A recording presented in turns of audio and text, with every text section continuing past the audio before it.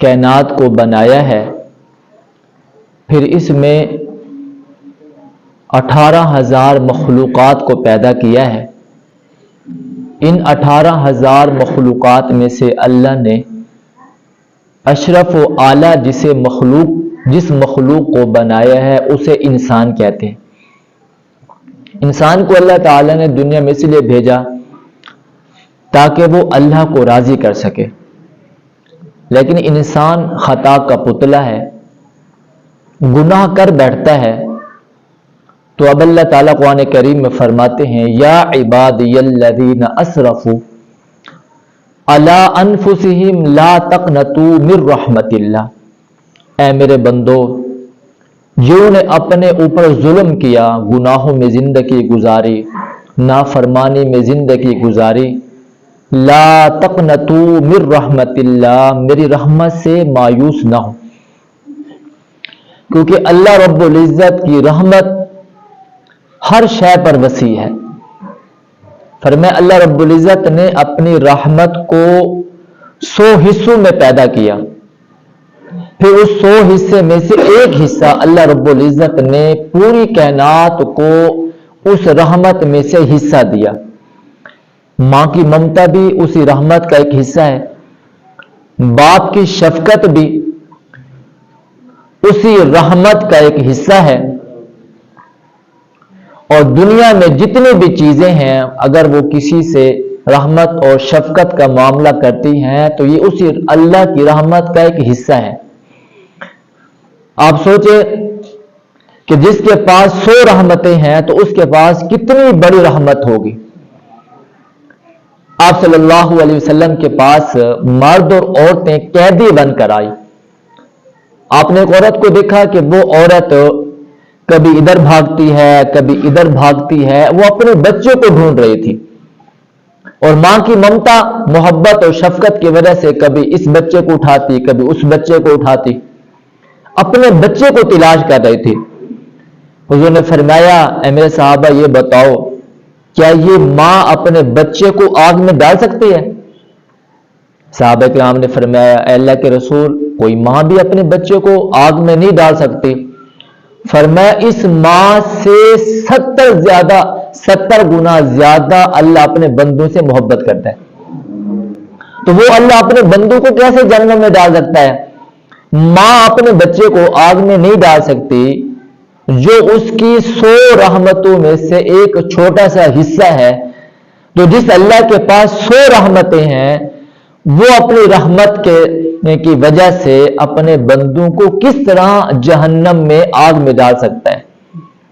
تو حضور صلی اللہ علیہ وسلم نے ارشاد فرمایا، اگر اللہ نے بندوں کو جہنم میں ڈالنا ہوتا تو مجھے رحمت للعالمین پیغمبر بنا کر نہ بھیجتا۔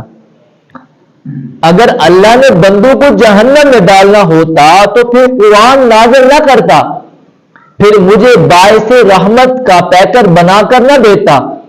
میرا آنا، قرآن کا نازل ہونا، یہ سب اللہ کی رحمت ہے۔ تو بندوں سے گناہ ہو جاتا ہے۔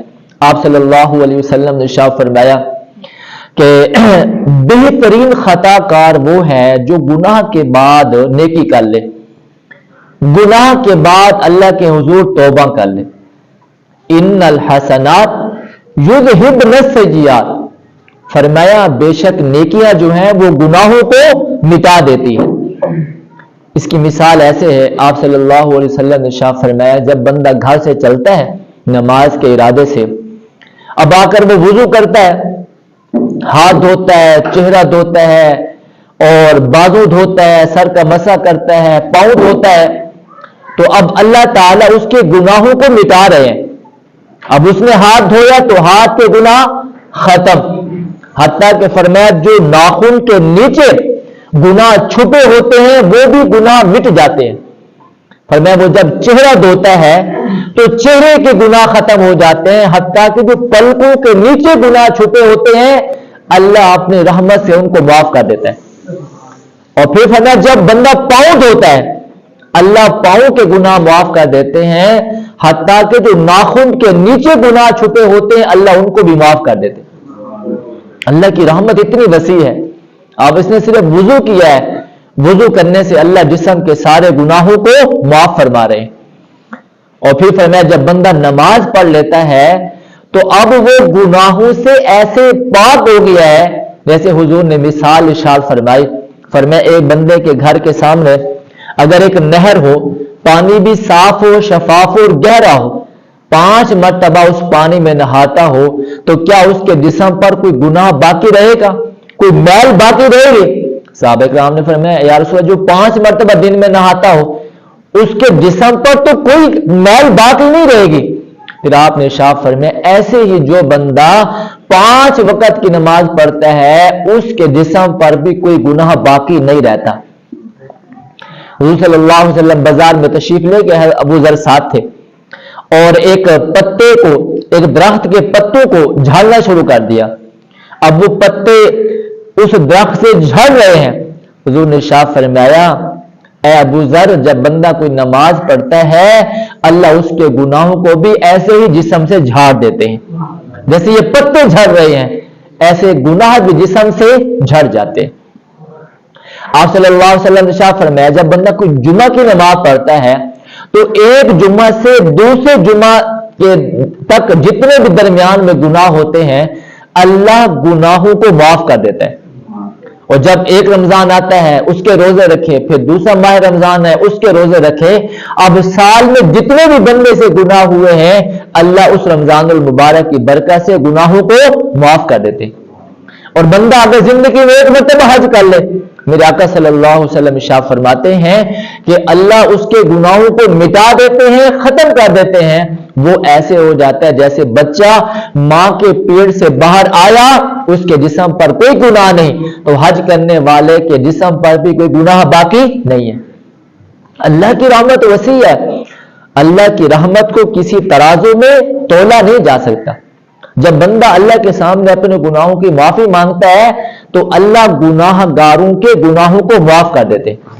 اب ایک ایسا بندہ ہے جس کی عمر 90 سال ہے، 90 سال کی زندگی میں اب اس کے پاس ایک نیکی بھی نہیں ہے، کبھی سجدہ نہیں کیا، کبھی اللہ کے سامنے جھکا نہیں ہے، اب اس کے منہ میں دانت نہیں ہے، اب ہاتھ میں پکڑنے کی صلاحیت نہیں ہے، چلنے کی صلاحیت نہیں ہے اور گردن کو اٹھا کر دیکھنے کی طاقت نہیں ہے، آنکھوں میں بینائی نہیں ہے۔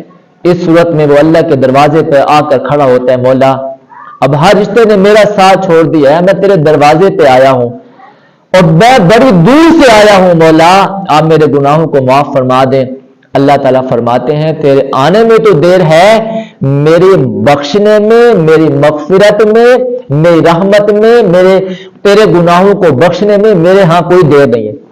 تیرا کام ہے جھکنا، آ کر معافی مانگنا، تو میں اپنے بندوں کے گناہوں کو کیا کر دیتا ہوں؟ معاف کر دیتا ہوں۔ بنی اسرائیل میں ایک بندہ تھا، وہ گناہ کرتا پھر توبہ کرتا، گناہ کرتا پھر توبہ کرتا، گناہ کرتا پھر توبہ کرتا۔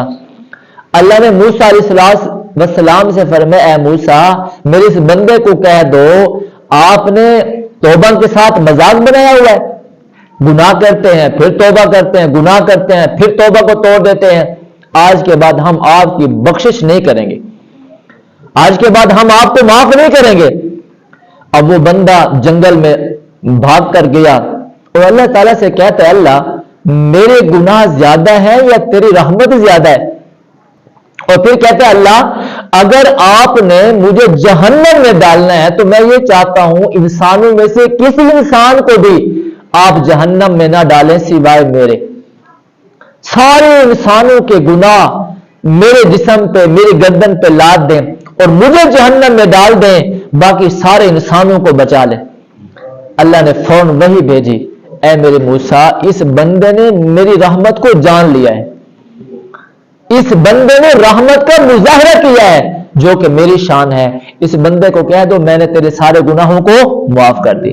اللہ ایسے رحمت والے ہمارے اللہ ہیں، پروردگار ہیں، تو ہمیں بھی چاہیے کہ ہم اپنی زندگی میں گناہوں سے توبہ کر جائیں۔ حضور صلی اللہ علیہ وسلم نے ارشاد فرمایا اس بندے پر کوئی عذاب قبر نہیں ہے جس کے ذمے ایک گناہ بھی نہیں ہے، جیسے کہ انبیاء علیہ الصلوۃ والسلام کی ذات ان پر کوئی گناہ نہیں، وہ گناہوں سے معصوم ذات ہیں، لیکن ایک ایسا بندہ जिसने अपने गुनाहों से तौबा कर लिया है, मेरे आका सल्लल्लाहु अलैहि वसल्लम इरशाद फरमाते हैं, अब वो ऐसा हो गया जैसे उसने कोई गुनाह ही नहीं किया।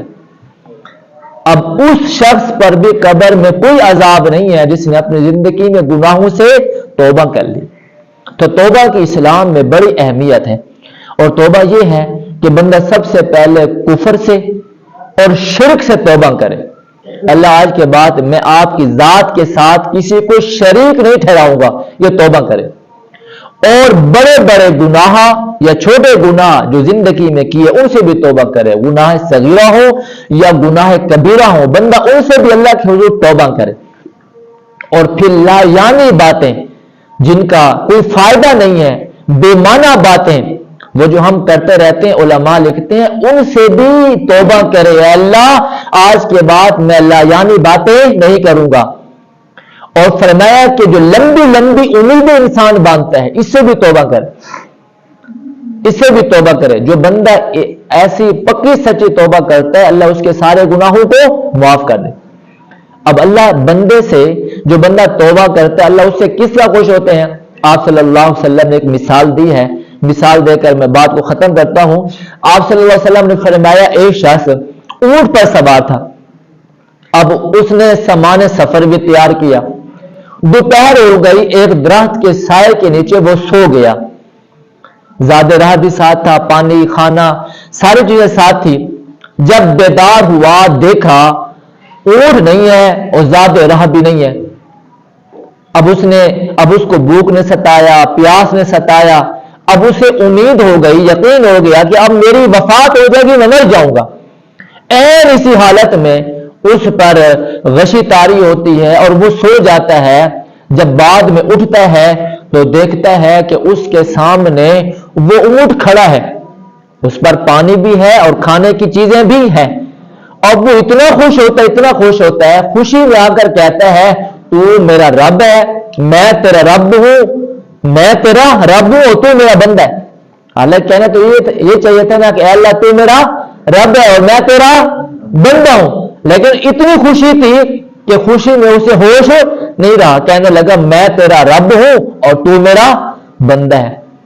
हुजूर सल्लल्लाहु अलैहि वसल्लम ने इरशाद फरमाया, जैसे इस बंदे को चीजों के मिलने पर खुशी होती है, फरमाया अल्लाह को भी उस बंदे पर सबसे ज्यादा खुशी होती है जो गुनाहों से तौबा करता है, जो गुनाहों से तौबा करता है। तो गुनाहगार तो हर इंसान है, लेकिन फरमाया बेहतरीन गुनाहगार वो है, खताकार वो है जो अपने गुनाहों से अल्लाह के हुजूर तौबा करे। दुआ करें अल्लाह ताला से, अल्लाह ताला मियां साहब की बख्शिश फरमाए, अल्लाह ताला उनकी कब्र को नूर से मुनव्वर फरमाए, अल्लाह ताला उनके वारिसीन को सब्र जमील अता फरमाए, आखिरत की तमाम मंजिलों को आसान फरमाए। कुछ दिन पहले हम मिलने के लिए गए तो मुझे कहने लगे, मैं तौबा करता हूं, मेरे सारे गुनाहों से तौबा है, जिंदगी में मुझसे अनजाने में हुए, ना अनजाने में हुए, जिस हालत में मुझसे कोई गुनाह हुए हैं, मैं अल्लाह की हुजूर तौबा करता हूं। तो मेरे आका इरशाद फरमाते हैं, जो बंदा अपनी जिंदगी में गुनाहों से तौबा कर देता है, अल्लाह उसके सारे गुनाहों को माफ कर देता है। अल्लाह मुझे और आपको अमल की तौफीक अता